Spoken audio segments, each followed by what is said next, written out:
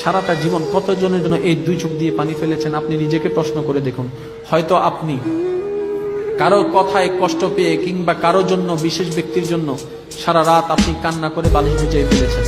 সে মানুষটা হয়তো সেই মুহূর্তে আনন্দ উল্লাস করে রাত কাটিয়েছে, যার জন্য আপনি কান্না করে রাত কাটিয়েছেন। কারো জন্য আপনি খাবার বন্ধ করে দিয়েছেন, সে মানুষটা হয়তো খাবার খেয়ে ঘুমাচ্ছে, আপনি জানেনও না।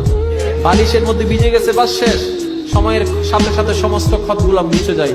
আজকে থেকে 4-5 বছর আগে যে কষ্টটা আপনাকে যে পরিমাণ আঘাত করেছে, এখন আপনার এই কথা মনেও নাই, কষ্টের কথা ফিলও নাই।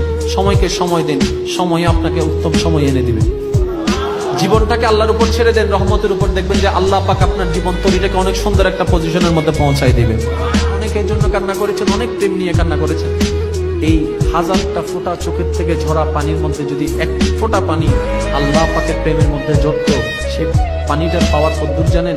এই আশেকের আল্লাহর ভয়ে ক্রন্দনের এক ফোঁটা চোখের পানি যদি জাহান্নামের আগুনে ফেলা হয়, ওই আশেক বান্দার, ওই গুনেহগার বান্দার, ওই তওবাকারী বান্দার এক ফোঁটা চোখের পানিটার মধ্যে আল্লাহ এমন একটি মহাব্বতের শক্তি দান করেন যে জাহান্নামের আগুনকে পর্যন্ত নিভাই দিতে পারে।